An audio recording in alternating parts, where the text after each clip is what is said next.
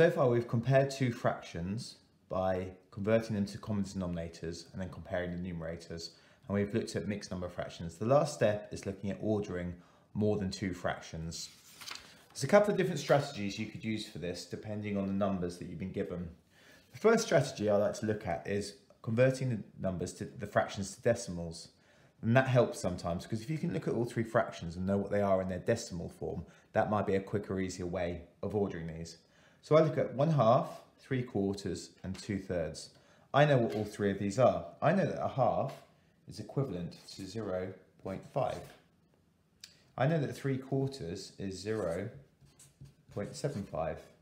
And I know that 2/3 is 0.6 recurring. Now straight away I could have looked at these and said, well, I know that a half is the smallest of the fractions anyway, because 3/4 and 2/3 are both larger than a half. But actually converting these to decimals also confirm this for me. 1/2 is 0.5, that is the lowest of the three decimal numbers. So I'm going to order these from smallest to largest in its original form, in its fraction form. So 1/2 is the smallest. Now, which is smaller? 0.75 or 0.6 recurring? 0.6 recurring because it's got a 6 in the 10th column. So that means that 2/3 is the second smallest, and 3/4 or 0.75 is the largest of the three.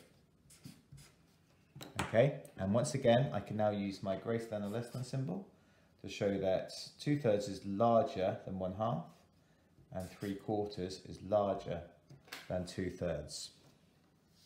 Okay, we could still use our fractions system that we've been talking about already. I could try looking for the lowest common denominator. So if I look at my three denominators, I've got a 2, a 4 and a 3. Halves, quarters, thirds. What is the lowest number that 2 and 4 and 3 all go into? The lowest common multiple of 2, 4 and 3 is 12. I know that 2 goes into 12, 4 goes into 12 and 3 goes into 12. So the first thing I could do is convert all of these. If you can work out the lowest common denominator, then you can convert all of these into their form. So 12ths, 12ths and 12ths. And now I can use my multiplying up to work out. So how many 2's in 12? 2 times 6 is 12. So 1 times 6 is 6. How many 4's in 12? 3. So I multiply both these by 3. 4 times 3 is 12. 3 times 3 is 9. How many 3's in 12? 4.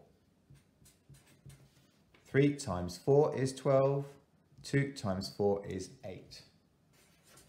So I know that 1/2 is the same as 6/12. 3/4 is equivalent or the same as 9/12, and 2/3 is equivalent to 8/12.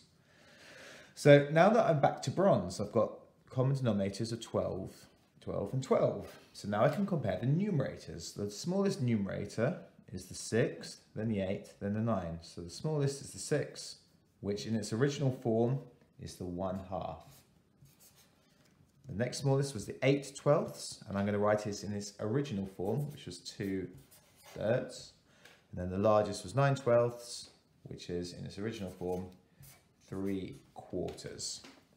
Okay, and once again, I can use my greater than or less than symbol.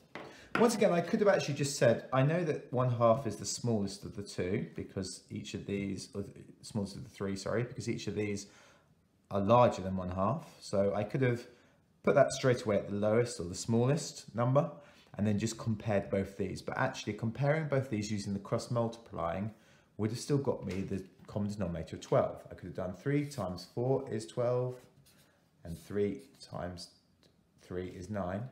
And then backwards, 4 times 3 is 12, 4 times 2 is 8. So I could have actually kept the half to the side, said it's the smallest, and then just used my cross multiplying to compare these. Now, I was able to look at 2, 4 and 3 and work out that 12 was my lowest common denominator. But you could actually try multiplying all three denominators together instead to work out a common denominator. Not the lowest necessarily, but a common denominator. 2 times 4 is 8. 8 times 3 is 24. So I know that 2 times 4 is 8 and 8 times 3 is 24. So all of these must be able to be converted into 24ths. And once again, I'm actually just going to now use my multiplying up skill. 2 times what is 24? 2 times 12 is 24. So 1 times 12 is 12. So 1/2 is the same as 12 over 24. 4 times 6 is 24. 4 times 6 is 24. 3 times 6 is 18. 3/4 is equivalent to 18 over 24. 3 times 8 is 24. 2 times 8 is 16. So now I'm back to bronze because I've got 3 common denominators of 24. The smallest is the 12 over 24. Its original form was 1/2. The second smallest was 16 over 24. Original form was 2/3. And the largest of the 3 was 18 over 24. Its original form 3/4. And again, if I compare, I get exactly the same result, but just using slightly larger numbers if you're using the multiplying all the denominators skill. Once again, I could have just said the 1/2 was the smallest, tried multiplying these two together. All right, so we're going to do this one last time. This time I've got to order 2/5, 3/4, and 1/2. Right, so I'm going to first try converting them to decimals. I know that 1/5 is 0.2 because 1/5 is the same as 2/10. So 2/5 must be 0.4. 3/4 is 0.75 and 1/2 is 0.5. So now this time I know that I've got one fraction that is greater than 1/2, one fraction that is equivalent to 1/2, and one fraction that is smaller than 1/2, because otherwise that'd be 2.5 over 5, which you can't have. So that must be smaller than 1/2, that is equal to 1/2, and that must be greater than 1/2. So I could have actually just compared the fractions, just looking at them going, well, which is bigger, less than, or equal to 1/2. But I've converted them to decimals as well, just because it helps me confirm this. So the lowest decimal is 0.4, so 2/5 must be the smallest of the 3 fractions. Then 0.5 is smaller than 0.75, so 1/2 must be my middle fraction. And the largest is the 0.75, which is 3/4. So then I can say that 1/2 is greater than 2/5, and 3/4 is greater than 1/2.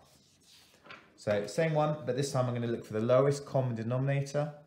So again, I could have just said, well, that is greater than 1/2, that is 1/2, that's smaller than 1/2, and straight away that would be a quick, easy way to order these. But I should now look at the lowest common denominator, 2 and 4 and 5. What is the lowest number in the 2 times table and the 4 times table and the 5 times table? Well, actually, I could just try multiplying these. 4 times 5 is 20. Sometimes you can halve it. 10, does 2 go into 10? Yeah, does 4 go into 10? No. So 4 times 5 is 20, and 2 goes into 20. So 2 goes into 20, 4 goes into 20, 5 goes into 20. So that means my lowest common multiple, and therefore my lowest common denominator, is 20ths. And now I can convert 2/5 into its 20th form. What do I multiply up by? 5 times 4 is 20, so 2 times 4 is 8. 4 times 5 is 20, so 3 times 5 is 15. 2 times 10 is 20, so 1 times 10 is 10.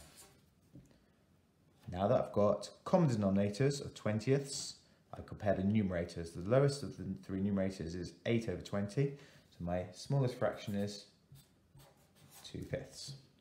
Next is 10 20ths, so the next smallest is 1/2. And the largest of the 3 is 15 over 20, which is 3/4. Exactly the same result, but that was using the lowest common denominator. The last strategy I talked about was about multiplying these three denominators together to get just a common denominator, or common multiple. So it's unlikely to be the lowest common multiple though. So 5 times 4 is 20, 20 times 2 is 40. So I know that a common multiple, just by multiplying these three denominators together, 5 times 4 is 20, times 2 is 40. I know straight away that 40 is a common multiple. It's not the lowest. You can do that and then try halving it to see if that still works, and then turning these into 20. So yes, 2 goes into 20, 4 goes into 20, and 5 goes into 20. But like I said, just multiplying these three together may give you a common multiple of, well, it will give you a common multiple in this case of 40. All right, so now I'll go back to my strategy of multiplying up. How many 5s in 40? 8. So 5 times 8 is 40. 2 times 8 is 16. 4 times 10 is 40. So 3 times 10 is 30. And 2 times 20 is 40. So 1 times 20 is 20. So 2/5 is equivalent to 16 over 40. 3/4 is equivalent to 30 over 40. And 1/2 is equivalent to 20 over 40. Now I'm back at bronze because I've got 40, 40 and 40 common denominators. So now I just need to compare the numerators. 16, 20 and 30. So the smallest is 16 over 40, which is 2/5. Next smallest is 20 over 40, which is 1/2. And finally, the largest is 30 over 40, which is 3/4. And I can finally use my greater than or less than symbols. So just to recap everything that we've done, we've looked at comparing two fractions by converting them to common denominators. So if they've got the common denominator, you just need to look at the numerators and look at which of the numerators is larger or smaller than the other. If not, we've looked at a silver and a gold method where you can convert to common denominators. We looked at comparing mixed number fractions, and finally we've just looked at how to order more than two fractions, again by converting to common denominators and ordering that way. This skill is useful as well when you come to add or subtract fractions. So if you want to know how to add or subtract fractions, you can then watch my video showing you how to do that. But we'll be using this skill first, being able to convert fractions to common denominators before you then add or subtract.